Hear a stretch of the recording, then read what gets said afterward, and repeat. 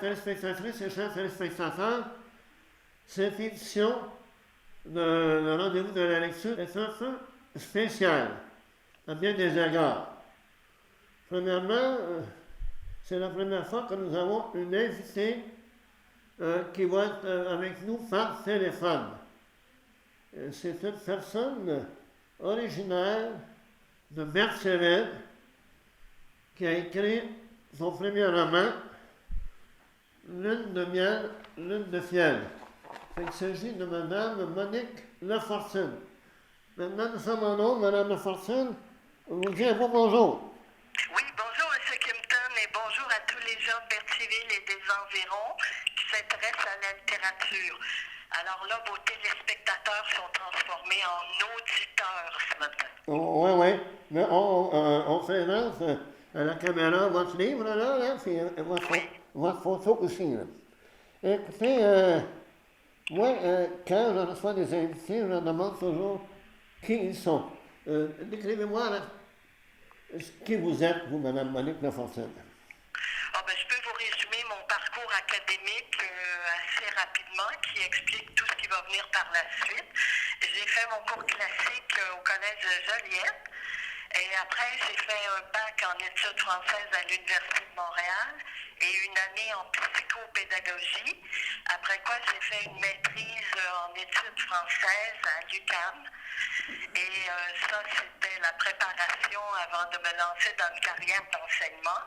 J'ai enseigné 1 an en expression dramatique à Farnham. Ensuite, toute ma carrière a été dans le réseau collégial parce que j'ai enseigné pendant à peu près 2 ans au cégep de Joliette. J'ai enseigné 5 ans au cégep Lionel Groulx à Sainte-Thérèse et j'ai enseigné 26 ans au collège de Bois-de-Boulogne à Montréal. Alors, j'ai passé une bonne partie de ma vie à l'école, si on peut dire, et toujours en littérature. J'ai passé ma vie à analyser et à essayer de développer le sens de l'analyse des œuvres littéraires et de donner le goût à mes étudiants d'embarquer dans ce bel univers et qu'est-ce qu'on retire de lire cet univers immensément riche et qui ne va pas de soi nécessairement pour un étudiant de 18 ans. Et parallèlement à ma carrière d'enseignement, j'ai publié plusieurs livres où justement j'analyse des œuvres littéraires et particulièrement des romans québécois. Alors après avoir passé ma vie à analyser encore les œuvres des autres, en moi, il y avait le désir d'écrire moi-même un roman. Alors là, le voilà, c'est Lune de miel et Lune de fiel, qui a mûri dans ma tête fort longtemps et qui arrive aujourd'hui. D'accord. Parmi les livres que vous avez, vous venez de signaler que vous vous êtes intéressé au roman québécois. Je sais que vous avez écrit en 1985 le roman québécois Reflet d'une société. Parlez-moi un peu de ce livre-là qui vous a mérité un prix. Oui, le roman québécois Reflet de société a eu un impact, effectivement. Ça a été le livre le plus important parmi les 8 que j'ai pu écrire. Et c'est une approche sociologique de la littérature québécoise. En quel sens notre littérature reflète ce qu'on est. Parce que souvent, les étudiants me disaient, ça donne quoi de lire un roman, puisque c'est pas vrai, c'est de la fiction. Alors, toute ma vie, je leur ai dit qu'il n'y a rien de plus réel que la fiction. Et quand les auteurs créent des personnages, ils projettent justement toute la condition humaine, tout ce qu'on vit, chacun chez soi. Nous sommes tous des êtres humains qui faisons face à la condition humaine et chaque roman témoigne de la difficulté de vivre ou de l'amour de vivre et c'est ce que je me suis évertuée à expliquer aux étudiants, qu'il n'y a rien de plus réel que la fiction. Et dans le roman québécois, justement, j'essaie de retrouver qui on est comme peuple québécois et en quel sens l'âme québécoise est profondément présente dans nos œuvres littéraires.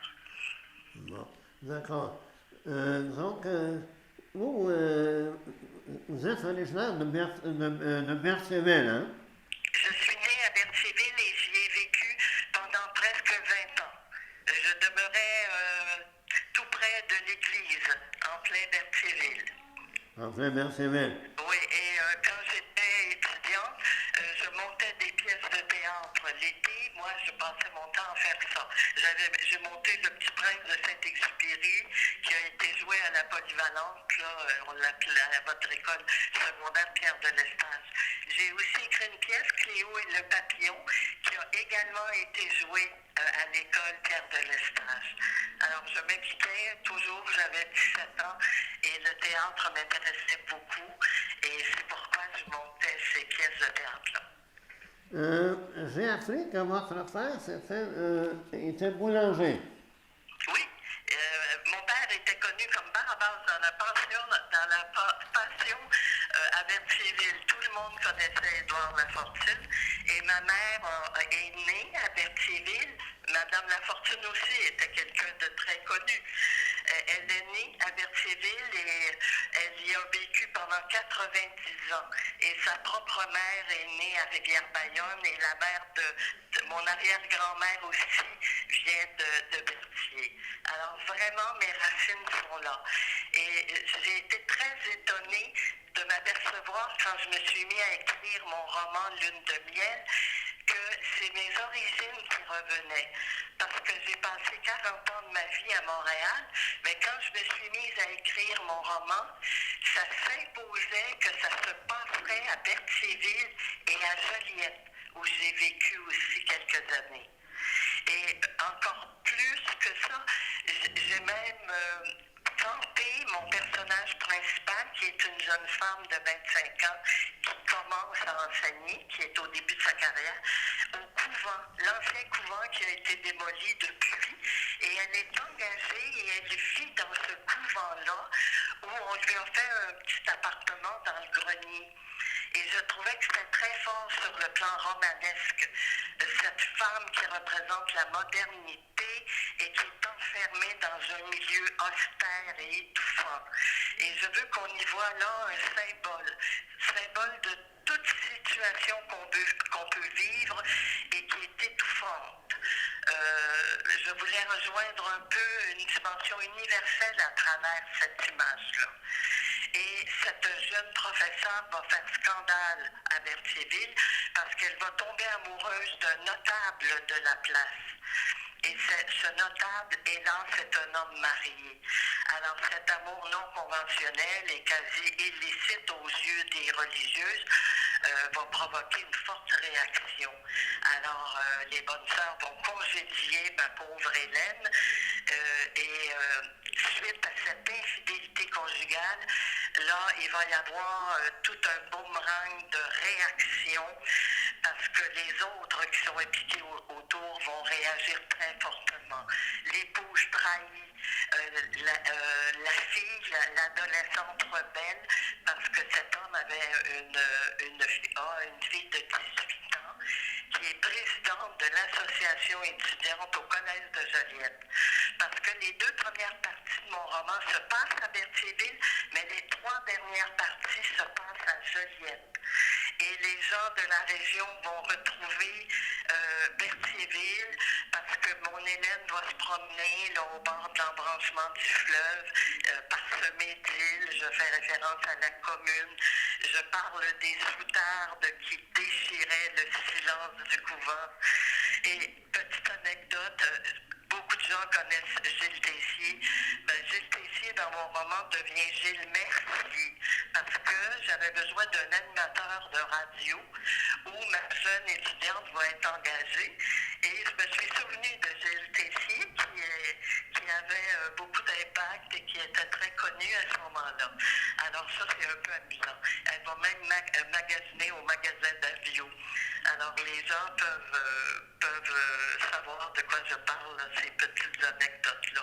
Et quand on se retrouve à Joliette, on se retrouve au Cégep. Mon Hélène a un appartement au boulevard Manceau. Elle est installée dans un appartement dans une riche demeure du boulevard Manceau. elle va se promener sur l'esplanade. Et les restaurants de Joliette, de 1975, parce que quand l'action commence, on est en 1975, et les personnages, quand ils sont amoureux, les jeunes amants fringants amènent leur bien-aimé au Cambo, à la Grange, au Sainte-Rose, au Gueuleton.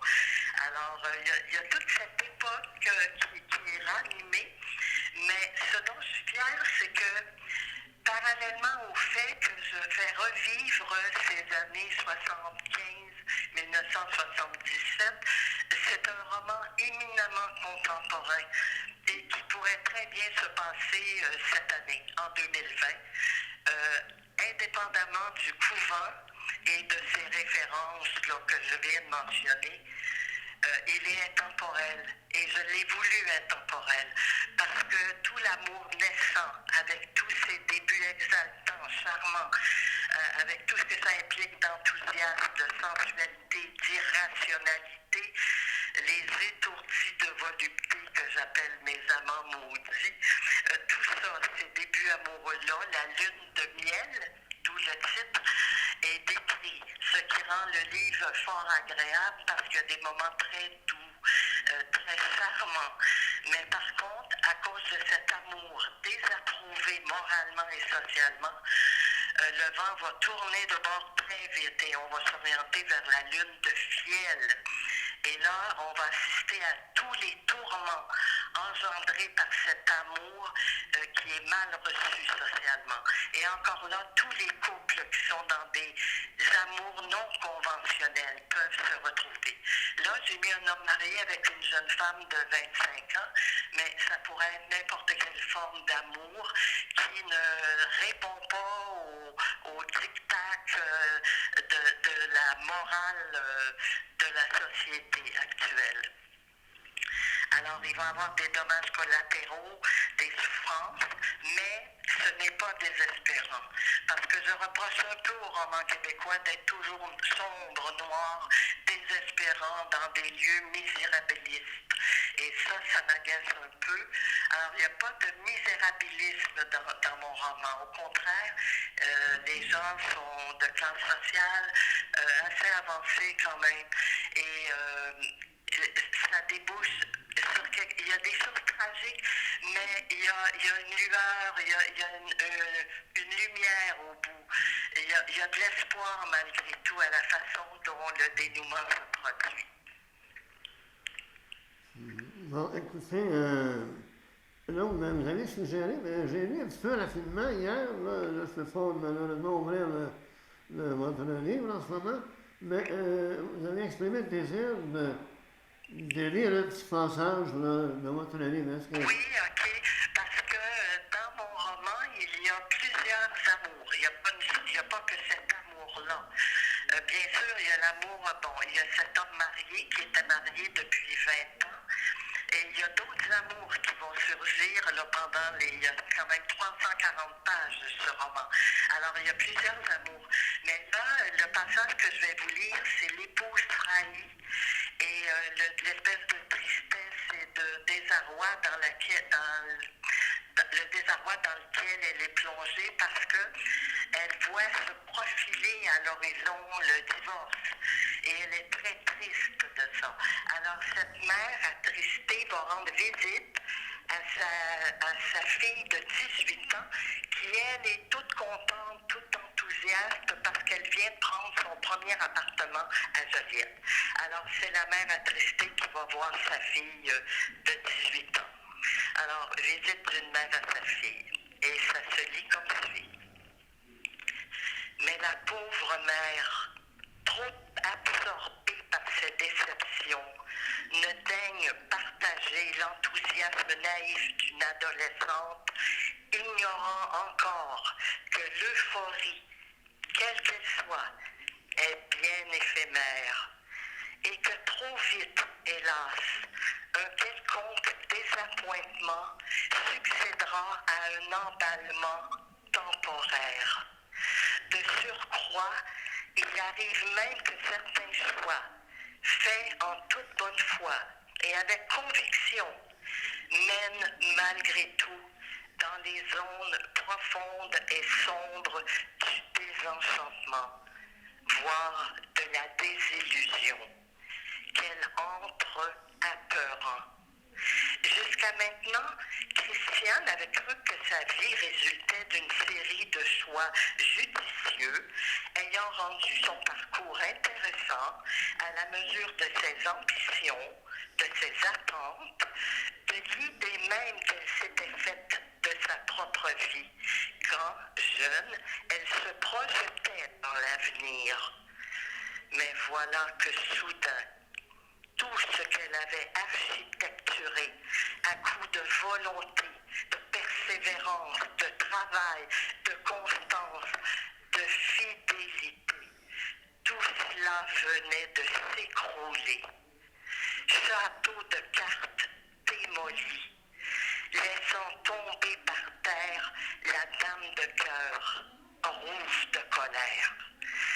À elle qui croyait en la valeur de sa vie, on venait lui dire que non, elle n'était pas satisfaisante, que oui, une remise en question de ce qui avait été établi une fois pour toutes dans son esprit à elle, fermentait dans le cœur de son mari. Et qui venait de lui dire cela? Son époux, son mari, son ami, son homme. Elle s'était pourtant crue épaulée, accompagnée, aimée, avait construit sa petite famille pour s'abriter des affres de la solitude. Et voilà que le vent virait de bord.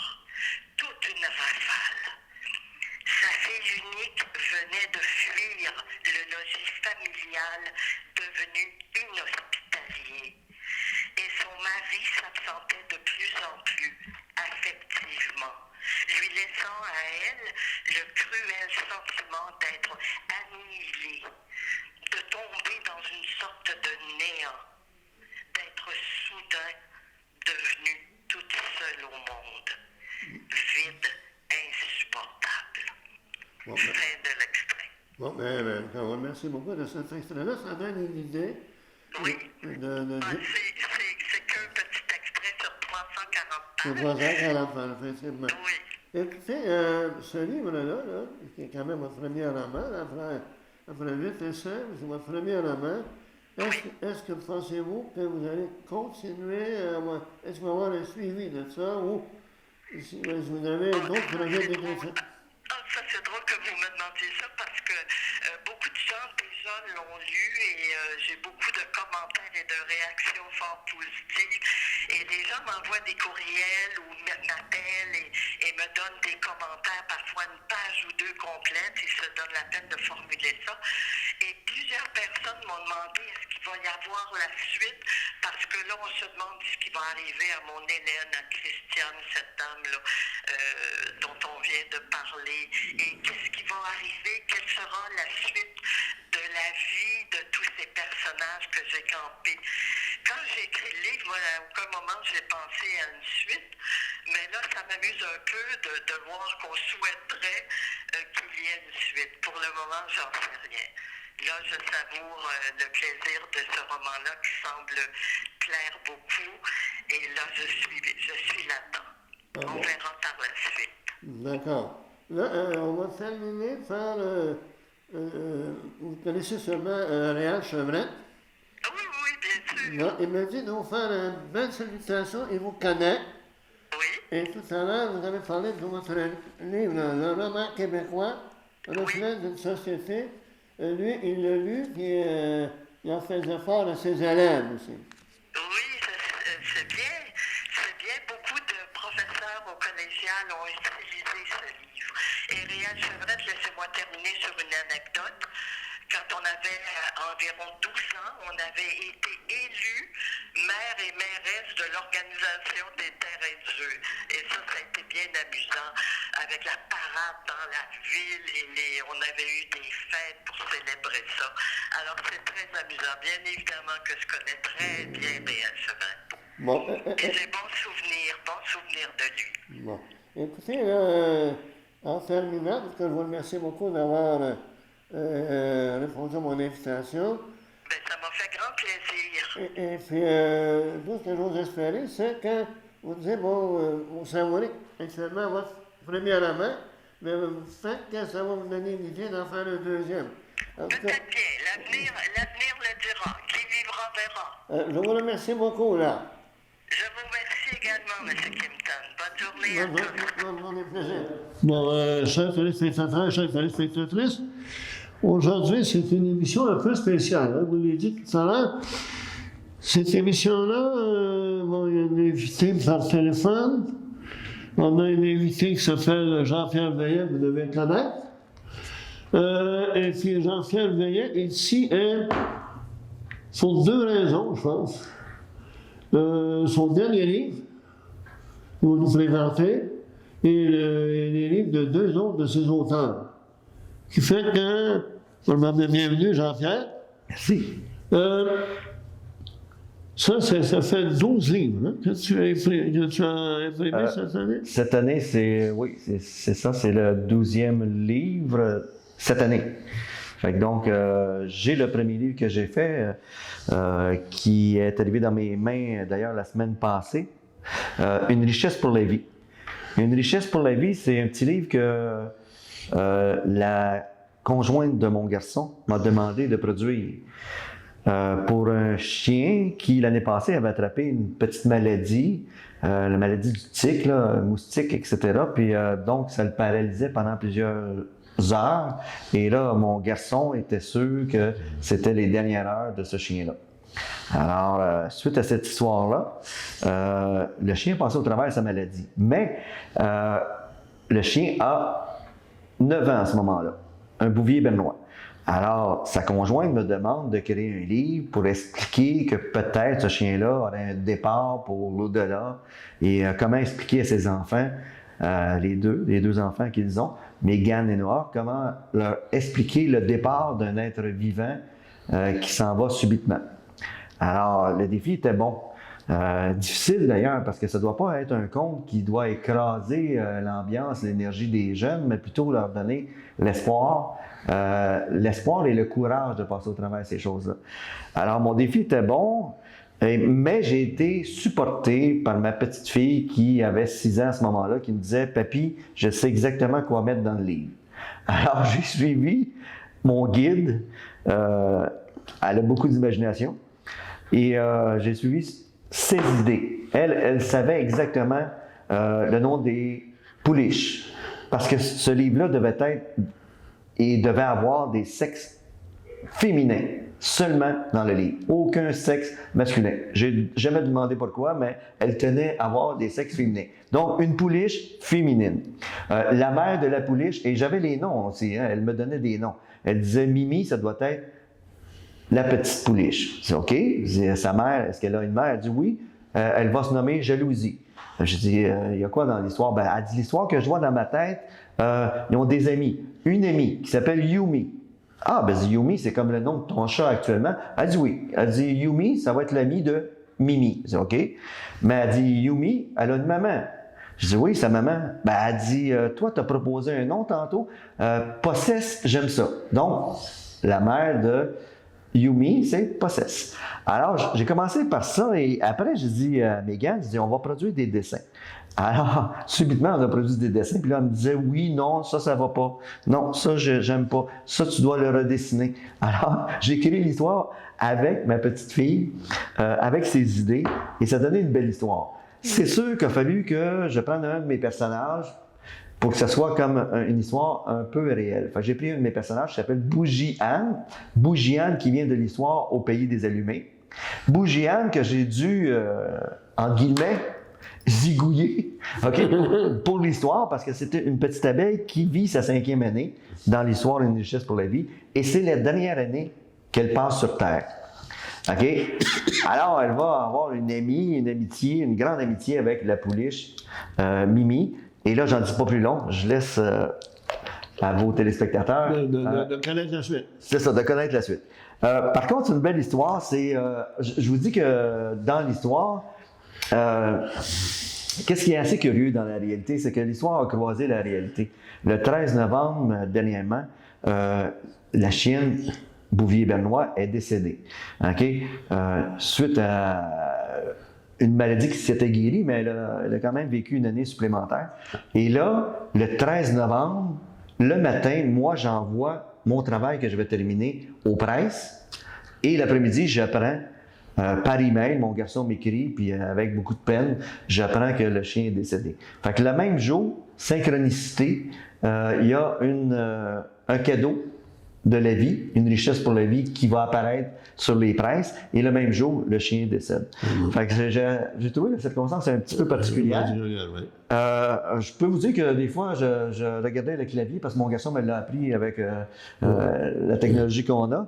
Puis, je peux vous dire que j'avais le cœur un peu gros. Oui, parce que le chien a été élevé chez moi au tout début, lorsque mon garçon et sa conjointe vivaient chez moi pendant les premiers mois, c'est-à-dire, avant qu'ils partent en appartement. Fait que donc, on avait le chien bébé. Fait que le chien a grandi quand même avec moi et une partie de la famille. Puis, c'est sûr que les enfants ont eu beaucoup de peine. Mais j'espère que ce livre-là va aider au lien. Vous savez, le lien de dire comment on explique aux enfants cette situation-là. Moi, ils l'ont présentement, puis je pense que ça peut les aider à comprendre ce genre de départ-là, qui est une phase de vie qui n'est pas toujours facile, mais qui est peut-être expliqué, puis dit d'une façon douce et agréable. Parce que c'est agréable, il y a de l'espoir à la fin. Là. Ouais. J'ai un autre livre que je vais en parler tout de suite parce que j'ai d'autres invités, ils sont avec moi. J'ai Blanc qui est avec moi. Là, je le dis, Louis-Marie qui était au courant. Je te le confirme, Blanc est vraiment ici, il est juste de l'autre côté. Attends, Blanc, ça va être à toi tantôt. Là, il y a A parce que Blanc, c'est un hyperactif. Vous allez le connaître tantôt. Et je vais vous présenter ma deuxième nouveauté, Patrick Hardy du Nouveau-Brunswick, qui a créé un livre pour son garçon qui est autiste. Et le titre, c'est « À vos marques, prêts, autiste ». Très bon livre. Comment ils ont eu, en tant que parents, la nouvelle d'avoir un enfant et que cet enfant se développe avec une différence. Et comment ils ont perçu cette différence-là en tant que parents, dès le début d'ailleurs, dès la naissance de l'enfant, comment ils l'ont perçu, comment ils l'ont accepté, comment ils le partagent, comment ils l'ont élevé. Et ce garçon-là est une vedette parce que c'est la vedette du livre Mon ami Sam. Alors Sam, c'est le garçon de Patrick Hardy et Diane, sa conjointe. Donc, il explique ça d'une belle façon. Pas un livre tellement volumineux, mais très important dans la vie des gens qui ont à franchir cette phase différente-là de la vie, l'autisme. Alors, je propose ce petit livre-là en même temps pour Noël. Et pour d'autres situations, d'autres circonstances. Et ben là, je dois dire que je vais presque aller avec la présentation de Blanc tantôt, mais pour l'instant, c'est lui qui va présenter les autres livres. Là, moi, je présente celui-là. Le sort de Danny. Je suis ici présentement aujourd'hui pour présenter Le sort de Danny, qui a été écrit par Patrick Deschaines. Patrick Deschaines, nouvel auteur de la maison d'édition. 3 livres, vraiment 3 livres d'un coup en plus. Fait que je peux dire que c'est un auteur que je respecte beaucoup. 3 livres d'un coup dans la maison d'édition, c'est très précieux pour une maison d'édition et pour les gens, les lecteurs, lectrices, futurs lecteurs, futures lectrices. Alors, le sort de Danny, c'est un petit garçon entre 8 et 10 ans, OK, qui grandit dans le livre d'ailleurs avec ses expériences. C'est un capitaine d'équipe de hockey, OK, et ce capitaine-là va avoir une petite maladie, mangeur de chair, et va devoir s'habituer à avoir un seul bras, parce qu'on va lui amputer un bras. Je ne peux pas en dire trop long, mais imaginez qu'un joueur de hockey, vedette d'un club de hockey, se fait enlever un bras par une maladie. Alors, je peux vous dire que, écoute, sans parler de la conclusion, je peux vous dire que c'est un livre qui va donner beaucoup d'espoir et de courage aux gens, aux jeunes et à la famille. C'est une belle histoire que j'ai fait les images d'ailleurs, j'ai fait la page couverture. J'ai une belle collaboration avec Patrick Deschaines, c'est tout un auteur. Là, je vais effleurer le sujet, le sort de Danny, mais je dois présenter Blanc qui va être ici tantôt, qui est ici présentement, c'est-à-dire parce que je m'en allais dire ici tantôt parce que Blanc, il bouge dans le studio là, présentement. Là, il est là. Alors Blanc, ça va être à toi à parler. Oui, c'est toi. OK. Ben, je me présente, donc Jean-Pierre Veillet, et je cède la parole à Louis-Marie, mais surtout à Blanc qui est de l'autre côté, là. Bon, fait que là, entre-temps, on va dire, on peut faire mon... C'est une émission un peu spéciale, là, mais pendant que l'air va venir, là, on va continuer l'information. Ça va? Bon. Nous sommes donc, comme j'avais dit, comme bienvenue, c'était Jean-Pierre Veillet, Monique Lafortune, et peut-être d'autres invités. C'est ce que j'avais mis dans mon... Bon, alors au niveau d'information, c'est au niveau des autres livres. Il y a une maison d'édition qui est assez nouvelle, victorianaise. Ça me semble aller pour des petits, pour des jeunes. Autrice Marie-Noël Marino, l'Athletic Alpha tome 1. Donc, si on a un tome 1, il va peut-être avoir un tome 2. Donc, ça veut dire qu'il va y avoir seulement une suite à ça. Sur les précommandes, ça va paraître le 8 février 2021. Les précommandes sont déjà disponibles. Vous pourrez le recevoir ce livre en même temps que la distribution en librairie. La clientèle visée, enfants de 7 ans et plus. Donc, le tome 2 sera également disponible le 8 février 2021. En résumé, l'Athletic Alpha tome 1. L'Athletic Alpha est composé de 4 fabuleux joueurs de jeux vidéo. Des gamers qui se préparent avec passion au tournoi le plus important de leur vie. Voici William, Alex, Simon et Dana.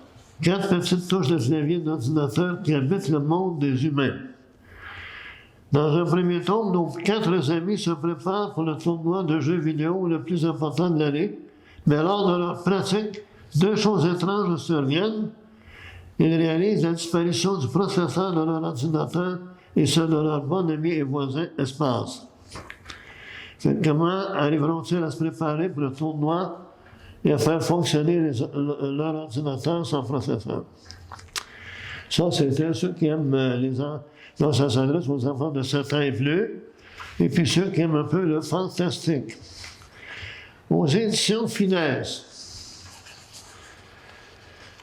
Le titre, c'est Copsco. L'auteur, c'est Jean-Pierre Girard.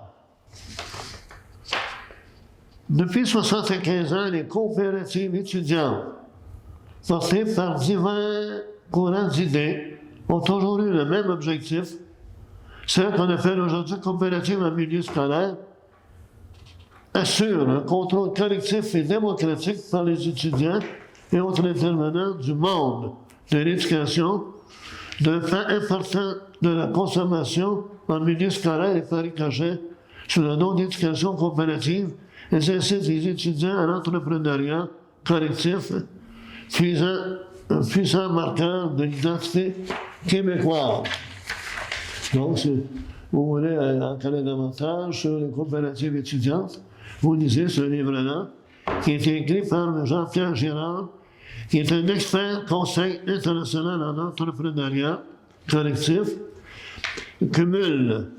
Jean-Pierre Girard en cumule au Québec et à l'étranger plus de 35 ans d'expérience de consultation, d'enseignement et de recherche universitaire dans ce domaine de l'entrepreneuriat collectif. Il est associé à la publication de plus d'une dizaine de livres, diplômé notamment en histoire et en gestion des organisations coopératives depuis 1984. Donc, si vous voulez en connaître davantage sur les coopératives étudiantes, allez chez Finesse, Copsco. Maintenant, une maison d'édition, ça fait longtemps que je n'avais pas vu, c'est JCL. C'est une maison d'édition du Lac-Saint-Jean. L'autrice, c'est Rachel Bégin. Le titre, La Terre de l'espoir. En avril 1878, Jean-Baptiste Poulain revient dans sa Beauce natale après un séjour tumultueux à Québec, au cours duquel il espérait garnir son bas de laine. Il aspire maintenant à la liberté et à l'autonomie, souhaitant fonder une famille et cultiver sa propre terre. Hélas, malgré tous ses efforts, le jeune homme n'a toujours pas assez d'argent pour subvenir aux besoins d'un ménage. Donc, ça donne une idée de ce qui s'en vient, de ce qui peut s'en venir. Bon, finalement, vous voulez savoir qu'est-ce qui va arriver à ce monsieur, mais vous avez à lire ce livre-là qui me fallait aux éditions JCL, La Terre d'Espoir. L'autrice, elle est enseignante au long cours. Rachel Bégin est l'auteur d'essais portant sur l'éducation. Donc, auteur d'essais sur l'éducation, appelée par la recherche historique et l'amour du livre. Elle écrit son premier roman avec des éditions JCL, nous faisant vivre sous sa plume la drame et les chantiers de pays naissants. Et j'ai trouvé une chose assez intéressante. Jenny Anfield, qui a déjà publié aux Écrits des Forges. Elle est enseignante ici à l'école de Pierre de l'Estage. Elle a écrit aux Écrits des Forges 2 livres. Je reviens, c'est Fausse route. Donc, c'est de la poésie, bien entendu. Je reviens nous chercher, côté conducteur, côté passager.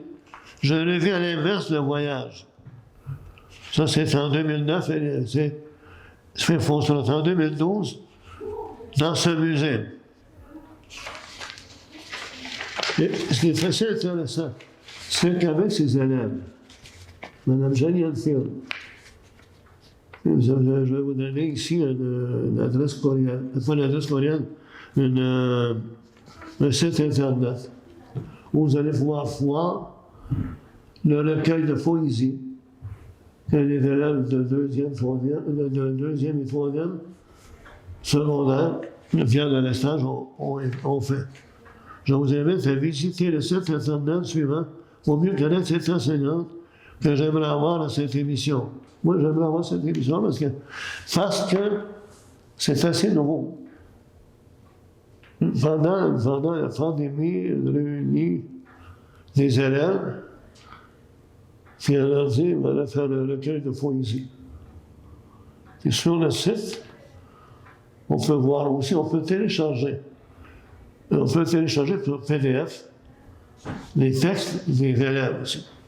Donc, si on peut prendre tranquillement, là, puis j'aimerais que ça, c'est le site internet, c'est https://, la classe virtuelle. Winblay, c'est-à-dire w11bly.com.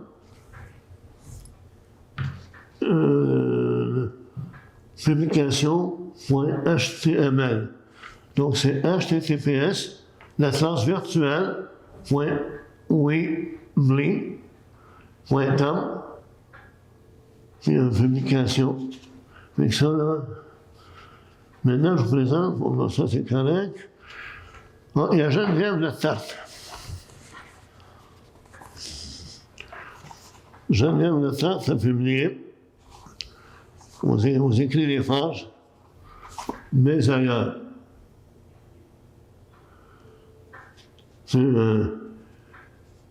Elle avait écrit quelques livres, elle avait écrit précédemment, un instant, mais ailleurs, elle avait écrit Tout bas, tout fort. Ça, c'est le premier livre publié aux Écrits des Forges. Et l'autre livre, c'était l'année d'après. L'année d'après, j'ai assisté au lancement via Internet au livre de Mme Geneviève Le Tarte. Elle nous a dit que l'année d'après, c'était des poèmes courts. Ici, c'est des poèmes assez longs, mais qui sont d'une simplicité et d'une authenticité qui viennent nous chercher. Ça fait que ceux qui aiment la poésie, une belle poésie simple, et à la fois très. qui viennent nous chercher, là. Vous avez Mme Geneviève Le Tarte, mais ailleurs, qui vient de sortir. Bon, fait que là, on va attendre un peu la visite de... Non, mais il est là, Louis-Marie, c'est parce qu'il est tellement tranquille, il est à tes côtés. Tu l'avais pas remarqué, hein? Ben oui, il est là, blanc. Oui, tu as juste à le présenter. Je lui ai dit d'être tranquille. Bonjour, Blanc. Hey! Oh, bonjour! Hey, on m'a dit de pas parler tantôt parce qu'on m'a dit que c'était un studio ici. Je sais pas c'est quoi. Mais on m'a dit d'être tranquille. C'est pour ça que tu n'avais pas remarqué que j'étais aux côtés de toi. Ah ben, à 2 mètres. Parce que c'est ça, je suis à 2 mètres. Allons les gens! Hey, je m'en viens vous présenter quelque chose de formidable. Hey, je peux le présenter? C'est Patrick Deschaines. C'est un auteur. Ben, il est pas ici. Il est pas là. Cherchez le père, il est pas là. Il est juste ici, là. Oh oui. Là, il est là. On m'a dit, présente-le. Je comprends pas pourquoi lui m'a dit, mais il pouvait pas venir, quoi. Attends. Alors, on m'a dit, hein?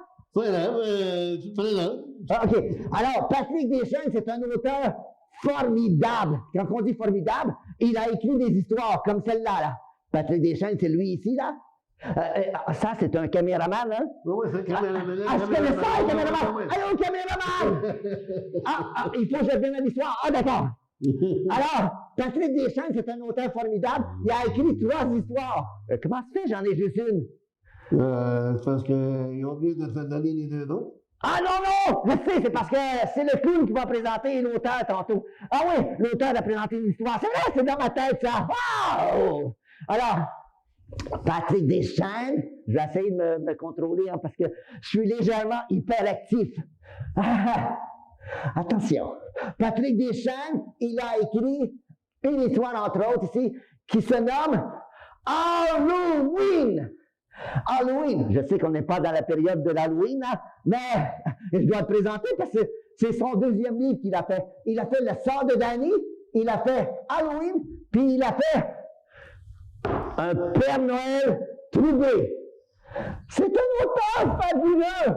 Et savez-vous, il s'est associé à Jean-Pierre Veillet qui a fait les images. Est-ce que tu veux m'aider, Louis-Marie?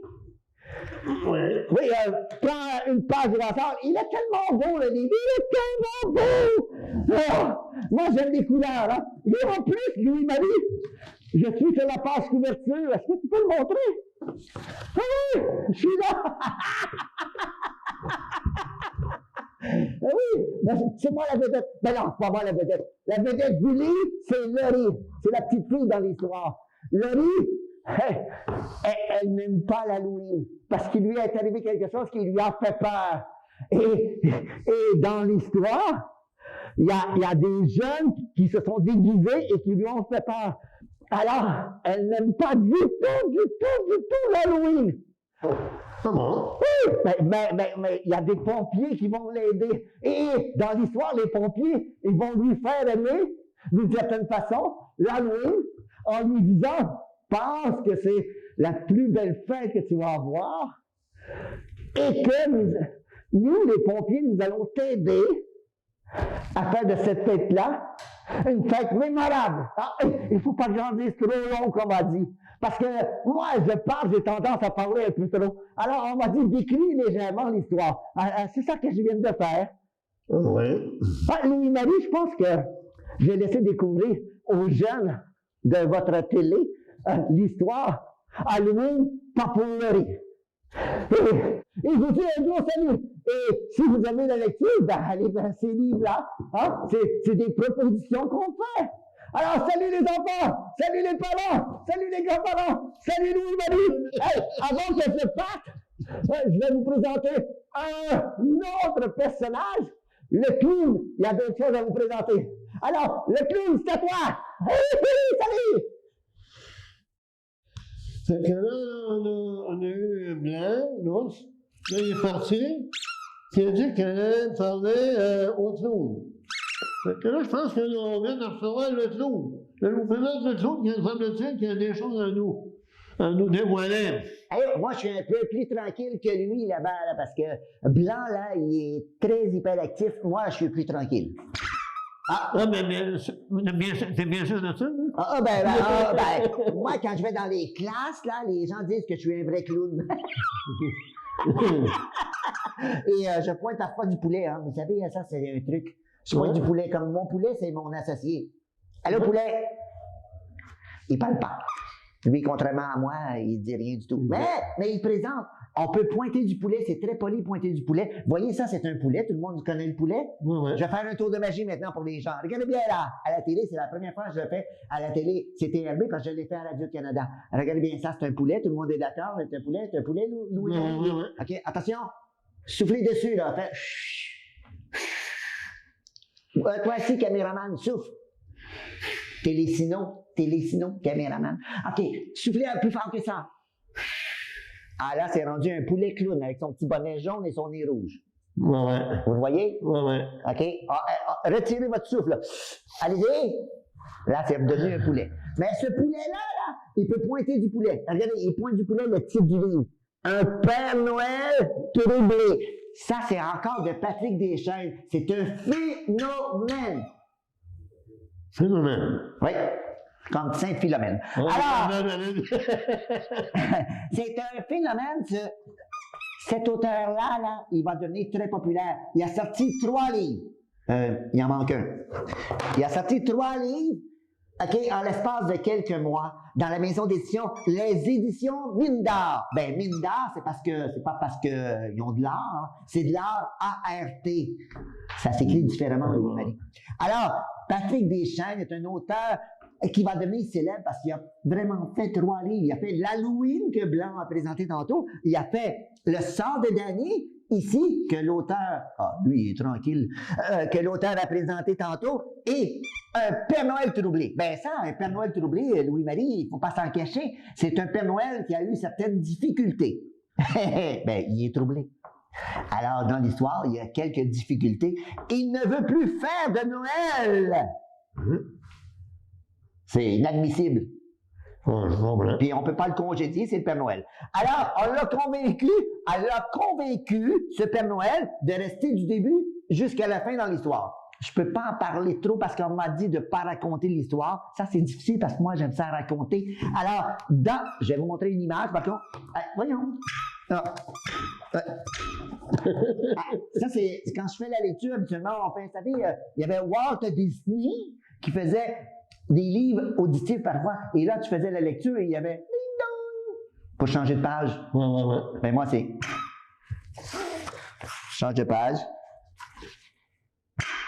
Alors, on change de page. Mais là, on raconterait une histoire. C'est juste une idée que je vous fais. Alors, les images ont été faites par Jean-Pierre Veillet. Ben, c'est celui qui était là tantôt, là, en début d'émission. Ça, c'est l'auteur. Mais là, il est devenu dessinateur parce que lui, il fait ça. Il dessine tout le temps. C'est pour ça qu'il a nommé les éditions Mine d'Art. Les éditions Mine d'Art. À cause de quelqu'un qui lui a donné le nom. Et ce quelqu'un, c'est Annie Lessard. Annie Lessard, je pense que c'est son ami de cœur. Alors, Annie Lessard a dit, appelle ça les éditions Mine d'Art. Alors, les éditions Mine d'Art ont bien sûr accepté le produit de Patrick Deschênes et ceci s'est transformé en une belle histoire où on parle vraiment du Père Noël. Un excellent livre de Noël avec un Père Noël troublé. Et là, il y en a qui disent, oui, mais le troublé, c'est peut-être pas le Père Noël. Ah non, dis pas ça du clown. Le clown n'est pas troublé. Le clown est celui qui présente. C'est un présentateur. C'est quelqu'un qui est distingué. C'est quelqu'un qui a aussi, oui, un pouit-pouit dans les gants. Je fais un genre de magie littéraire et je la présente d'une belle façon. Philosophiquement, comme le caméraman ici, là, à CTRB, supposément, c'est un philosophe, là. Alors, le philosophe va comprendre l'esprit de sage que j'ai, qui vous présente comme Socrate, Héraclide et d'autres. Une belle histoire, un Père Noël troublé durant le temps des fêtes, et je vous garantis que vous allez être satisfaits de l'histoire, les enfants, les parents. Alors, je vous souhaite, au nom de moi, le clown qui fait lire les enfants, cette belle histoire. Vous avez donc le sang de Danny, le Père Noël troublé et Halloween et d'autres histoires. Ah oui, l'auteur a présenté aussi Une richesse pour la vie, hein, faut pas l'oublier celle-là, et aussi Patrick Hardy. Je vais arrêter là parce que l'émission va durer 5 heures. Louis-Marie, je te cède le micro. Alors, mon micro, il est là. Est-ce que tu en veux un micro? Non, Ah, il y en a un. Donc, je pense qu'avant de terminer, on va remercier Mme Marie Lafortune Jean-Pierre Fayet, Blanc, Le Clou. Bonjour. Et puis, on remercie aussi notre technicien, Xavier. Fait que là, j'ose espérer que l'émission. Louis-Marie. Oh, pas de distanciation. Louis-Marie, je vais te présenter mes vœux à toi aussi parce que tu fais une belle job comme animateur. C'est beau, tu as du courage de faire ces émissions-là depuis des années. Et je remercie CTRB et le caméraman qui est là-bas et tous les chefs monteurs parce que et Daniel qui est au réseau CTRB. Je suis assez content, je m'en vais. Moi. Salut, bye! Bon, je pense que notre ami Le Clown, en fait, je remercie Le Clown de tout ça. Mais l'important, ce qui fait l'émission, c'est le fait que CTRB, vraiment, accepte de transmettre l'émission. C'est surtout le fait que vous, les téléspectatrices et téléspectateurs, vous l'écoutiez. Cette émission-là, c'est pour vous. L'émission, c'est pour un peu tout le monde. Elle se veut conviviale. Et puis, encore une fois, je remercie CTRB, comme disait le Clown, Daniel Yvon, qui est quand même depuis X nombre d'années qui s'occupe de ça. Toute l'équipe en général de CTRB, qui permet justement que ces émissions-là se fassent. Aujourd'hui, c'est Xavier. Ça peut être aussi également Kevin et tous ceux qui étaient là avant. Et si jamais vous avez un livre, que vous aimez le livre, ça je le répète à chaque fois, si vous avez un livre que vous avez aimé, faites-le savoir. Dites, ben là, écoutez, le monsieur ou madame Tel qui a écrit ce livre-là, je l'ai lu, je l'ai trouvé bien. Fait que ça, à ce moment-là, ça fait vous orienter dans nos lectures. Encore une fois, c'est un grand remerciement pour tous ceux qui acceptent d'être les invités, c'est-à-dire de les inviter à l'émission de rendez-vous de la lecture. J'aime mieux, parce que l'émission, c'est tout le monde ensemble. Donc, le mec, c'est fait d'être participant à cette émission-là. Et puis, comme je vous dis, là, je suis toujours à la recherche de toujours d'auteurs nouveaux. Et puis, comment je pourrais dire, merci beaucoup. On a juste oublié de dire que tous les livres que vous avez vus sont en vente chez les familles librairies. Berthierville, Sainte-Julienne, Saint-Esprit. Ah oui, c'est vrai, c'est vrai. Oui, c'est quelque chose. J'ai une tête de clown, hein? Ah ouais, donc, ces livres-là sont disponibles dans la famille de familles librairies, à différents endroits. Merci. T'as pris le temps. C'est bon.